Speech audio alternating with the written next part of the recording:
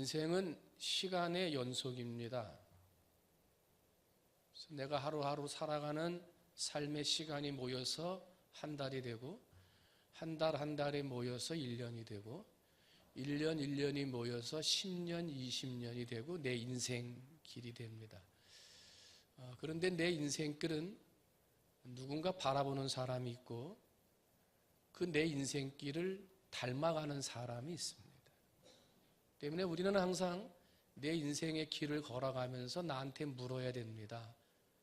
다른 사람이 내 인생길을 배우는 것보다 가장 가까운 데 있는 내 자녀들이 내 인생길을 제일 닮아서 따라오는데 과연 내가 지금 걸어가는 이 길을 내 아들, 딸들이 따라 걸어도 괜찮을까? 그걸 생각하셔야 돼요.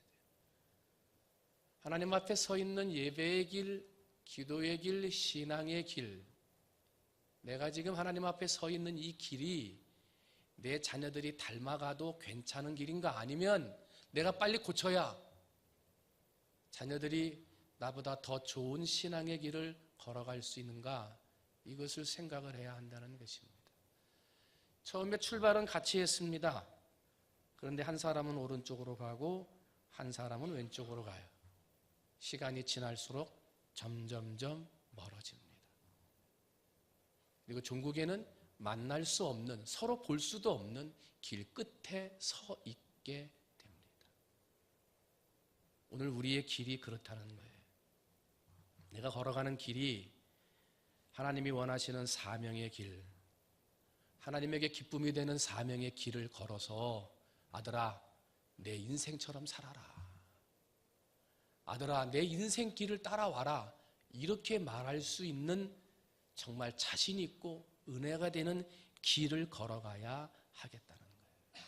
여러분, 우리의 신앙이 우리 당대에 끊어지거나 아버지 때 그렇게 좋았던 신앙의 대가 자녀들의 때에 가서 끊어지거나 할아버지 때 그 좋았던 헌신과 믿음의 길이 1대, 2대 가지 않아 끊어져 버리게 된다면 이 얼마나 안타까운 일이에요. 여러분, 항상 사명의 길을 걸어 내가 걸어가는 그 길을 내 사랑하는 자녀들이 닮아도 될 만큼 아름답고 헌신적이고 본받을 만한 그런 길을 걸어가는 여러분이 되시기를 주님의 이름으로 축원을 드립니다. 오늘 본문 25절을 보면 요한이 그 달려갈 길을 마칠 때에 하면서 길이라는 말이 나옵니다. 이 길은 인생을 말하죠. 그리고 마쳤다 하는 얘기는요, 가득 채웠다 하는 이야기입니다. 그러니까 내 인생의 길을 가득 채웠다는 거예요. 무엇으로 채웠냐면 사명으로 채웠다는 거예요. 어느 길을 가든지 어느 방향으로 가든지 어느 자리로 걸어가든지 항상 그 발걸음과 그 길에는 하나님이 내게 주신 사명으로 가득 채워져 있었다는 거예요. 내가 달려갈 길과 주 예수께 받은 사명, 곧 하나님의 은혜의 복음을 증거하는 일을 마치려 하면은 나의 생명조차 조금도 귀한 것으로 여기지 아니하노라. 우리 아침에도 읽었습니다만 사도 바울은 그렇게 고백을 합니다. 사명의 길을 최선을 다해 달려갔다는 거예요. 여러분, 하나님이 주신 사명의 길 최선을 다해 걸어가고 계십니까? 하나님이 내게 맡겨주신 직분의 길 최선을 다해 걸어가고 있느냐 말입니다. 혹시 하나님을 바라봐야 하는데 바라보지 못하거나 그 큰 은혜와 사랑을 받았는데 그 사랑과 은혜를 잊어버리는 길에 서 있지는 않으십니까? 아니면 머리로는 잘 알고 있지만 내 마음을 잘 다스리지 못해서 내 마음에 있는 섭섭함이나 서운함이나 문제나 시험이나 내 마음을 잘 다스리지 못해서 사명의 길에서 벗어나 저 길로 가야 하는 걸 알면서도 그 길을 걸어가지 못하고 계시지는 않습니까? 우리 인생의 길은 아벨의 길이 있는가 하면 가인의 길이 있고 다윗의 길이 있는가 하면 사울의 길이 있기도 합니다. 어떤 길에서 어떻게 걸어가느냐에 따라서 하나님의 기쁨이 되기도 하고 하나님의 근심이 되기도 하며 열매를 맺는 길이 되기도 하고 있었던 열매마저 다 빼앗기는 길이 되기도 한다는 거예요. 10년을 잘 살았다고 잘 산 겁니까? 30년 잘 살았다고 그 길이 잘 살아간 것입니까? 아닙니다. 하나님이 원하시는 길은 자자손손, 할아버지, 아버지, 어머니 그 자자손손 하나님의 믿음의 길을 걸어가는 그 길을 정말 잘 살았다고 칭찬하실 것입니다. 여러분, 내 신앙의 길이, 지금 내가 걸어가고 있는 길이 평탄하다 해서 10년, 20년간 잘 살 수 있다 해서 마음 놓지 말고 사랑하는 자녀들의 길이 어떠한지, 내 가정의 길이 어떠한 길을 걸어가고 있는지 늘 살피고 살펴 항상 사명의 길을 걸어갈 수 있는 여러분이 되시기를 주님의 이름으로 축원을 드립니다. 그러면 어떠한 길을 어떻게 걸어가야 하나님이 기뻐하시는 사명의 길을 걸어갈 수 있겠습니까? 오늘은 두 가지만 살펴봅니다. 첫 번째는 하나님의 기대와 목적하시는 길을 따라가야 합니다. 한번 따라합니다. 하나님이 기대하시는 길, 그 길을 따라가자. 내가 기대하고 바라는 길이 아니라 하나님이 기대하고 하나님이 소원하시는 길을 걸어가야 한다는 거예요. 사도행전 13장 오늘 본문 22절이죠. 패하시고 다윗을 왕으로 세우시고 증언하여 이르시되 내가 이새의 아들 다윗을 만나니 내 마음에 맞는 사람이라 내 뜻을 다 이루리라 하고 말씀합니다. 여기서 만난다라고 하는 헬라어 원어는요, 관찰하여 발견한다 하는 뜻입니다. 한번 따라합니다. 관찰하여 발견한다. 하나님이 이 세상을 관찰하시는 거예요. 관찰하시면서 바라보시는 거예요. 바라보시다가 그 시대에 하나님의 기대에 가장 부응하고 하나님이 원하시는 목적의 길을 가장 잘 걸어가고 있는 사람을 발견하신 거예요. 그게 누구예요? 다윗이에요. 하나님은 시대마다 사람을 만나십니다. 만난다는 이야기는 그냥 멋 모르는 사람 길거리 지나가다가 만난다는 게 아니에요. 그 시대마다 하나님의 기대에 부응해서 하나님의 말씀에 철저히 순종하여 내게 주신 직분과 사명의 길을 걸어가고 있으면 하나님이 그 시대마다 세상을 바라보고 관찰하시다가 하나님의 기대에 딱 맞는 사람, 내 마음에 맞는 사람을 찾아서 하나님의 일꾼으로 불러 사용하시는데 그냥 사용하는 게 아니라 부족한 건 채우시고 연약한 건 강하게 하시고 없는 것은 있게 하셔서 사용하신다는 거예요.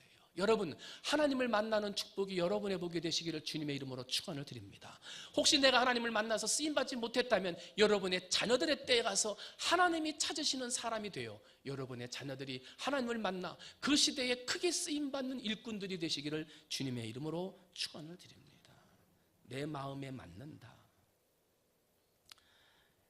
다윗은 당시에 하나님의 뜻을 따라 섬기다가 잠들어 그 조상들과 함께 묻혀 썩음을 당하였으되 하고 오늘 30절 말씀에서 기록을 해요. 사울 왕은 하나님의 영광보다 자기의 영광을 추구했고요. 하나님의 목적보다 자신의 목적을 추구하며 살았어요. 그 길이 어떻게 됐습니까? 세 아들과 함께 전쟁터에서 죽음으로 그 인생과 가문이 끝나고 말았습니다. 40년간 잘 살았습니다. 왕으로 통치하면서 그것이 잘 사는 길인 줄 알았습니다. 그런데 그 당대에 끝나고 말았습니다. 사울의 길을 성공의 길이라 말하지 않습니다. 다윗은 사울 왕이 죽이고자 할 때 도망 다닙니다. 그러면서도 하나님을 바라보고 기도하고 예배하는 삶을 살았습니다. 원수와도 같은 사울 왕을 죽일 수 있는 기회가 있었지만 하나님으로부터 기름 부음 받은 자를 해할 수 없다 하면서 자신이 하고자 하는 뜻을 버리고 하나님의 기름 부으신 뜻에 순종했습니다. 자신이 하나님의 성전을 짓기 위해서 많은 것을 준비하며 성전 짓고자 하는 소원을 가지고 있었지만 하나님이 원하지 않으므로 기꺼이 그 길을 포기하고 자신의 아들 솔로몬에게 그것을 다 인계해 주었습니다. 물론 다윗의 삶이 항상 흠이 없고 아름다운 길만 있었던 것은 아닙니다. 우리가 잘 아는 대로 우리아의 아내 밧세바를 범하고 충성스러운 신하 우리아를 전쟁터에서 죽이는 불의를 행하기도 했습니다. 그러나 하나님의 종 나단 선지자의 책망을 듣고 즉각적으로 침상을 눈물로 적시며 회개하고 다시금 하나님이 기대하시는 그 길로 들어서게 되었던 것을 봅니다. 그리고 그 다윗의 후손에서 우리가 그토록 사랑하는 예수가 탄생하게 된 것입니다. 때문에 우리는 다윗의 가문을 성공한 가문이라 말하는 것입니다. 여러분, 여러분의 길은 어떤 길입니까? 백악관을 기도실로 만든 대통령이라는 링컨 대통령의 책이 있습니다. 그의 자서전적인 이야기인데 1860년대 상공업을 중심으로 하던 미국의 북부 지역과 목화 재배를 중심으로 하던 거대한 농장 중심의 남부 간에는 이해관계가 달랐습니다. 특별히 노예제도에 대해서 생각하는 게 정반대였습니다. 링컨이 대통령으로 당선되니까 남북 지역 간에 전쟁이 일어났어요.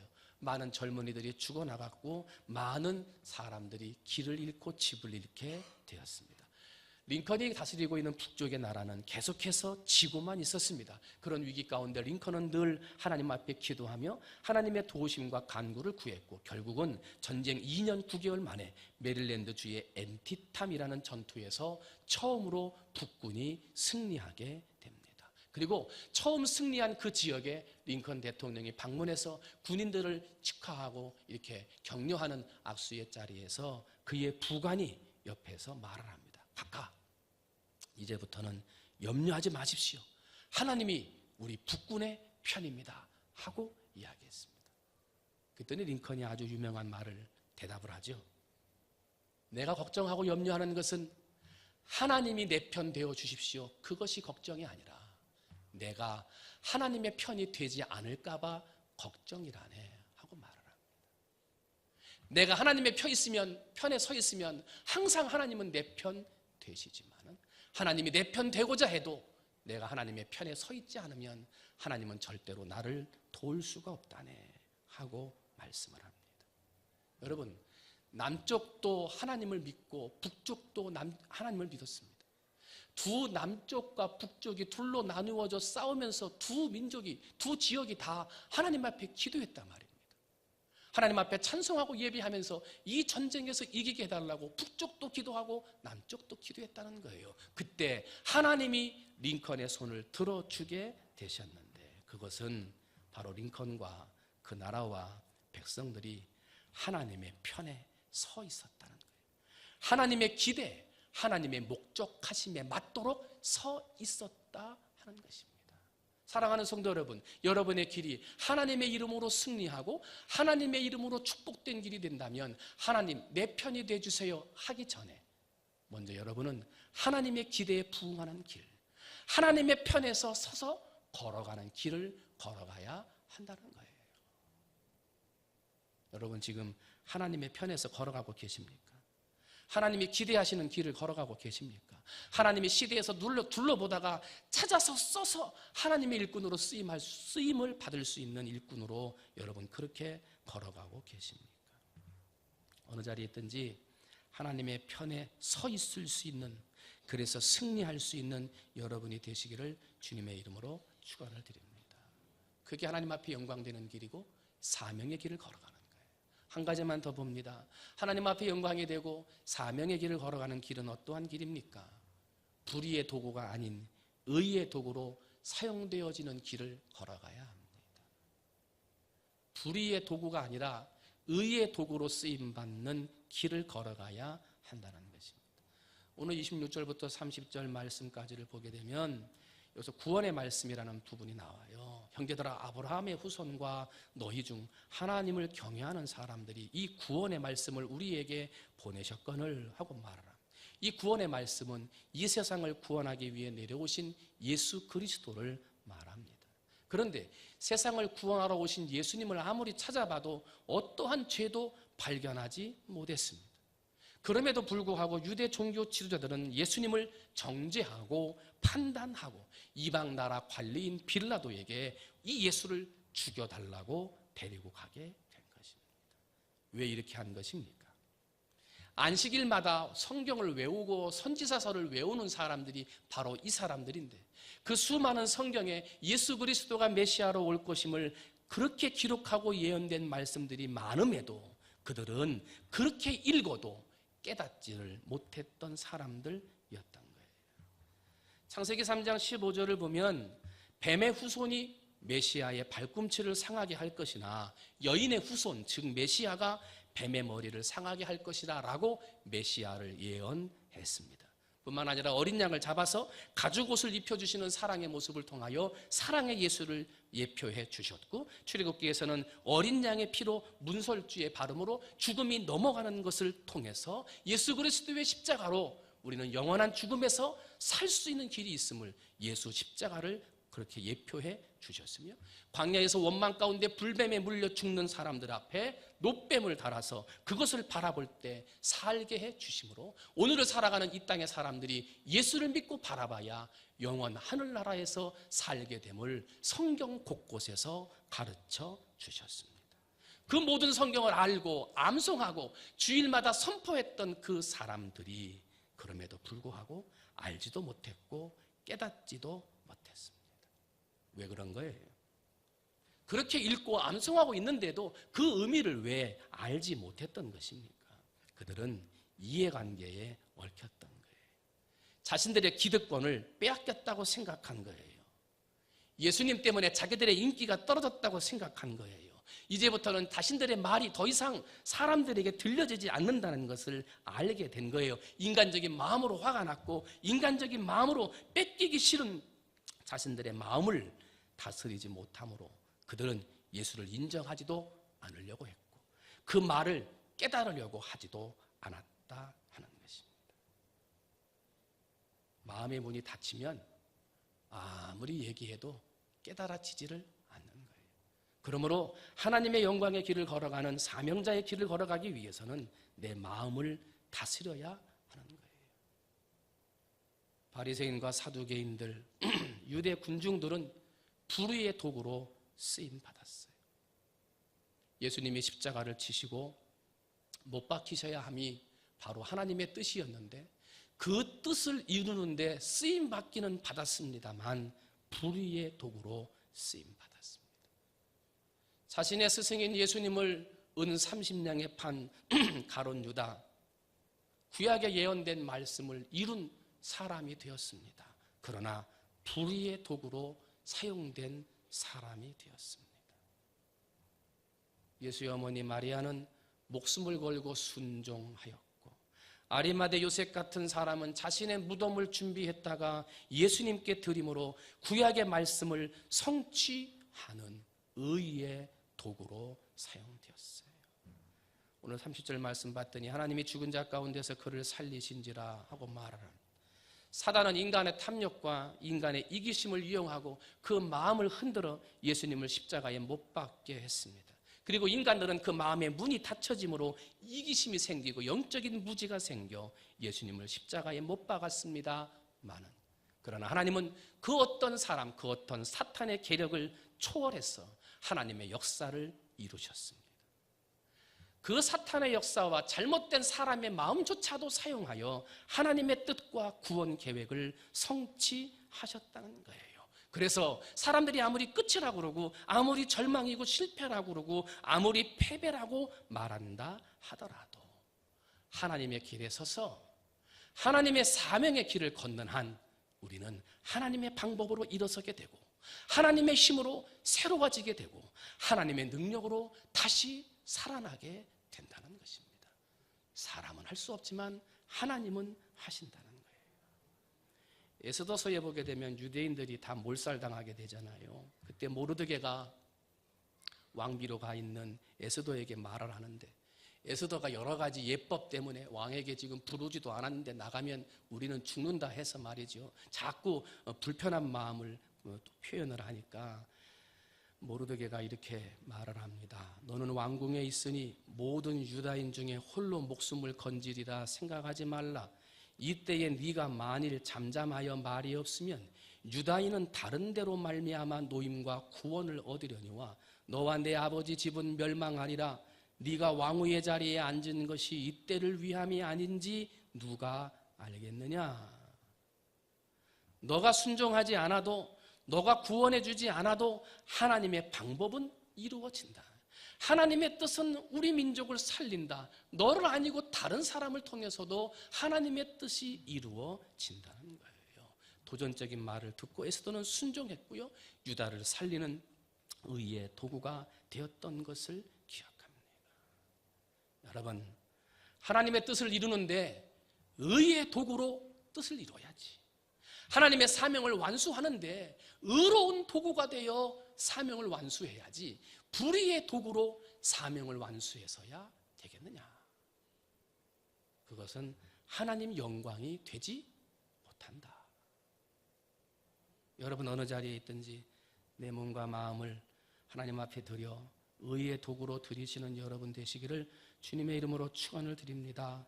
로마서 6장 12절 13절입니다. 그러므로 너희는 죄가 너희 죽을 몸을 지배하지 못하게 하여 몸의 사욕에 순종하지 말고 또한 너희 지체를 불의의 무기로 죄에게 내주지 말고 오직 너희 자신을 죽은 자 가운데서 다시 살아난 자 같이 하나님께 드리며 너희 지체를 의의 무기로 하나님께 드리라.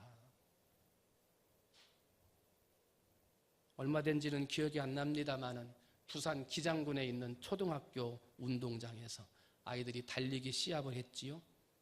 그런데 달리기 시합을 하는데 뒤에서 달리던 아이가 넘어졌습니다. 1등으로 달리던 아이가 넘어졌습니다. 그랬더니 그 뒤에 달려가는 아이가 휙 달려가면 자기가 1등인데 그렇게 하지 않고 넘어진 아이를 일으켰습니다. 그리고 걔를 붙들고 같이 마지막 결승점까지 갔습니다. 나머지 아이들도 다 먼저 가지 않고 그 아이들과 다 같이 들어갔어요. 그래서 선생님이 모든 아이들에게 1등 표를 찍어줬다고 그러잖아요. 감동적인 이야기죠. 이 아이들이 의의 도구로 살고 있는 거예요. 여러분, 우리의 건강, 우리의 시간 그렇게 많이 남아있는 것 같지 않습니다. 저도 이제 50대 초반이 됐는데 교단법으로 하면 이제 17년, 18년밖에 안 남은 거예요.